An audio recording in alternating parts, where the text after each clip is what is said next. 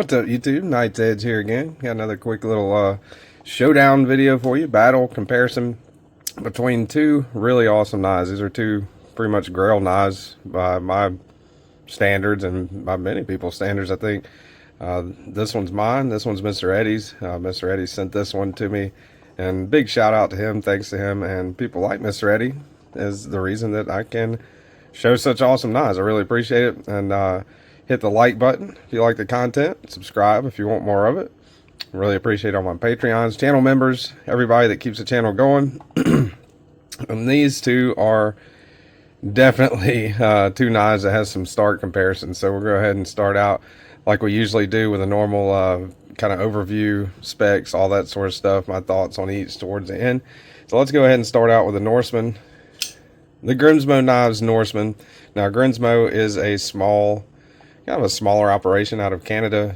Two brothers, to my understanding, that make some pretty awesome knives. They don't have that many models. They've got the Norseman, the Rask, and I think the Fagel, maybe the newer one that's coming out. Not the Fiel. I'm not sure if I probably messed that up pronunciation wise, but they make some pretty interesting stuff, and a lot of really good craftsmanship and work goes into each one. But these are two very similar yet very different knives, and I'll show you why here in just a minute. But first of all, let's go ahead and get over the specs.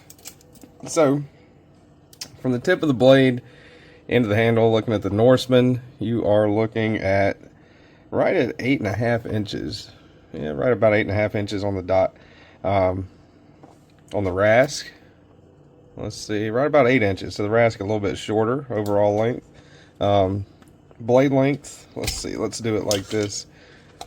Let's see here, right there. Tip of the blade to where it meets up with the handle scale, 3.5 inches on the Rask. Keep knocking stuff over. Tip of the blade to where it meets up with the handle scale on the Norseman, about 3 5/8 if you measure like that. Now the Norseman is kind of a unique blade shape, and that's what throws a lot of people off. That's why a lot of people prefer the Rask, really. From what I've seen, heard, in my opinion, I think that's probably one of the main differences. Norseman's kind of an acquired taste with the blade shape there. Now it is a tanto, recurved tanto, I guess you could call it. That secondary edge, you're going to look at 1.25 is what you're looking at there with that, and your, what I would say is a primary edge, you're looking at right around 1 5/8. So if you measure it, I guess laterally, I'd say right around 3.5 inches, maybe a little over sharpened edge length. So fairly similar as far as sharpened edge, the Rask being a little bit shorter, right around 3, and I'm wanting to say right at 3 1/4. That meets up right there with that kind of little choil area on the Rask. So Norseman just a little bit bigger overall, and with edge length, blade length, and all that. Go ahead and get out the calibers here. Let's do blade stock thickness check. We'll start out with the Rask. Make sure I got them zeroed out. Rask, I'm wanting to say is a little bit thinner, but I could be wrong on that. 126 thousandths, thickest part of the spine, 125.5. So right around 126 thousandths. Behind the edge, you're looking at around 15 thousandths. So 126 and 15 on the Norseman. See if we can get behind these thumb studs here. About 124.5 thousandths, maybe a little bit thinner actually. Pretty close. And behind the edge, let's see, go right there on the belly, 25 thousandths. We'll go up to the tanto, and I know that's probably going to be thicker. Yeah, that's right where that begins on the tanto, around 64.5 thousandths. So a little bit thicker on that tanto, just because I guess it kind of adds a little bit of stability maybe. So the Rask is definitely thinner behind the edge. Go ahead and do handle thickness, 384 thousandths, give or take a little bit on the Rask, and the Norseman 399 thousandths, so a little bit thicker on the handle on the Norseman. All right, go ahead and do some size comparisons here between the two, and let's get out a couple of usual suspects. I'm not going to do as many size comparisons as I normally do. I do have kind of independent reviews of each one of these knives. If you want to check those out, there is the Cold Steel Knives 8020. Definitely kind of a beefier knife than the other two for sure. Almost about the same overall length compared to the Norseman though. There is your your Demco Knives 80-20.5. Sorry about that slicer. Definitely shorter than both of them. Sharpened edge length, still even shorter than the Rask. Let's see. We'll get a Spyderco PM2, Paramilitary 2 Spyderco. Get that sharpened edge length in there. Pretty close. Really close to the sharpened edge length of the Rask. Hard to tell with the Norseman because of that kind of a swoop up, that Tonto blade shape, I guess you could call that a Tonto, right? It's pretty much like a recurve Tonto. Don't really know the proper way to describe that blade shape. It's kind of unique. Let me know if you down in the comments if you know the exact blade shape that's called, because that Norseman blade shape's pretty unique, I think. Not just a Tonto, but it's got kind of like that curvature in and everything. And there's a the Para 3 up next to both of them. Let's see. We'll do two more. Let's do a couple random ones there. There's a Beowulf Midgard's Messer, super thick knife. Kind of tell. Pick up the Beowulf. You can kind of tell, right? Super thick, overbuilt knife, the Beowulf. And let's do one more. We'll do a Canadian-made knife. The only other Canadian-made knife that I have in my possession right now, and that is, of course, the North Arm Sky High. So, sharpened edge length, pretty close between the Rask and the Sky High, and again a little bit less than the Norseman. And last but not least, there's your DeWalt framing hammer,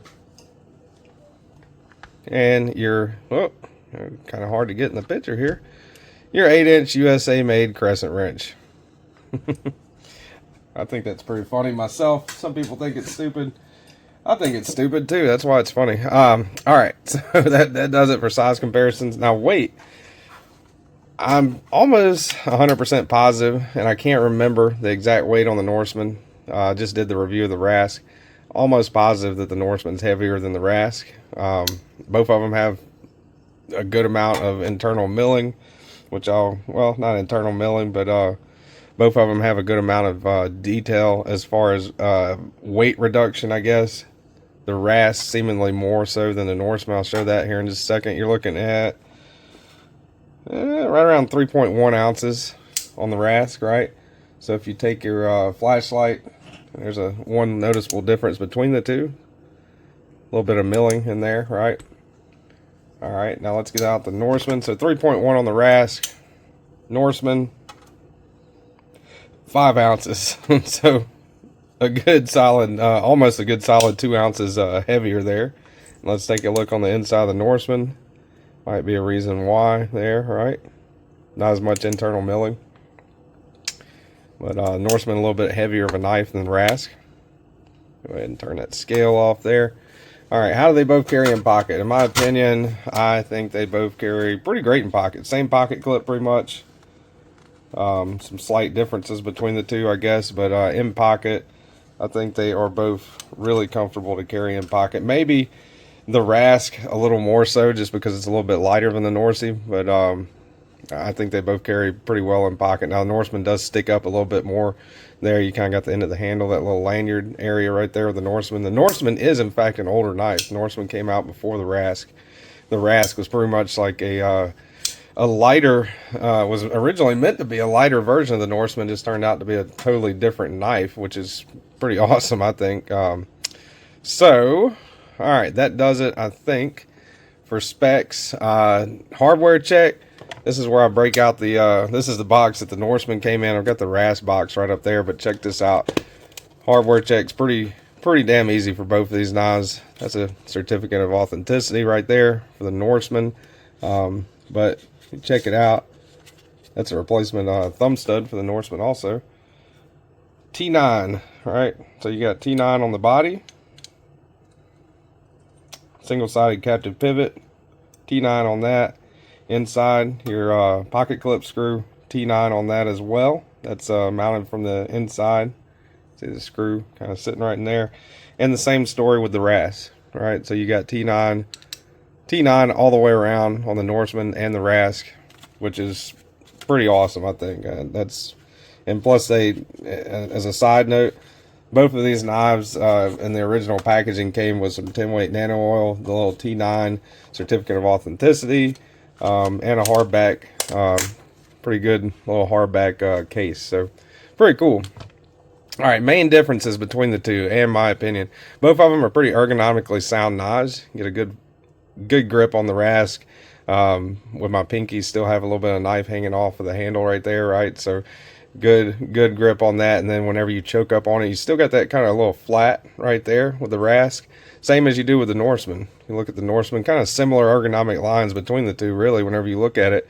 That finger choil, or not finger choil, but kind of finger grooved out finger area right there, kind of a little bit of a swoop in the belly, although the Rask does kind of come out flat, even swoop up a little bit, and the Norseman kind of curves down a little bit. But both of them have right there around the choil area that kind of upward flat going on, and that's really comfortable whenever you choke up on both of them. Both of them are really comfortable choked up. No hot spots, no sharp edges on anywhere on either of these knives. That's pretty awesome. The bearings, if you watch my disassembly video of the Rask, I think I did do a disassembly of the Norseman before too. But these are made in-house. Everything's made in-house by Grimsmo. The bearings are made in-house on both of these knives, and the action is just super smooth. Whenever you clear that detent, which is very, very early, clear that detent right there, that kind of just glides closed. Same with the Norseman, a little bit heavier of a blade. Right, so with the Norseman, glides closed like that. A little bit more weight coming down on that blade on the Norseman.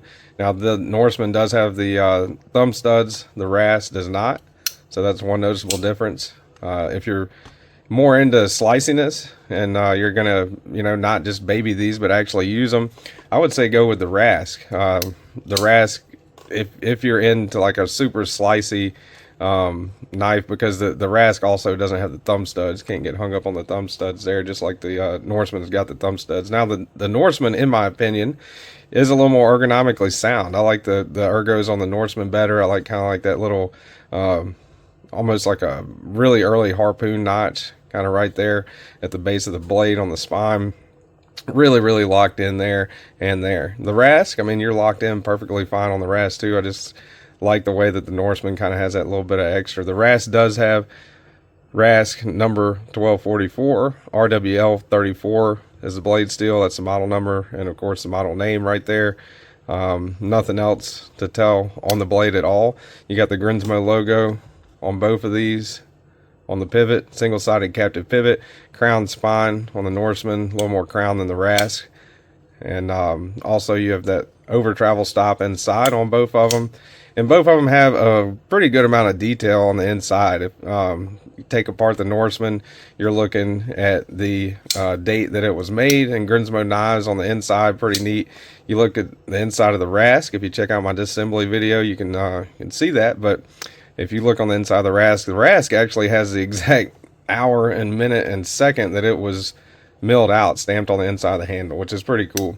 Now both of them are pretty widely unavailable. They don't have another version exactly like the Norseman, and they don't have another version of this exactly like the Rask.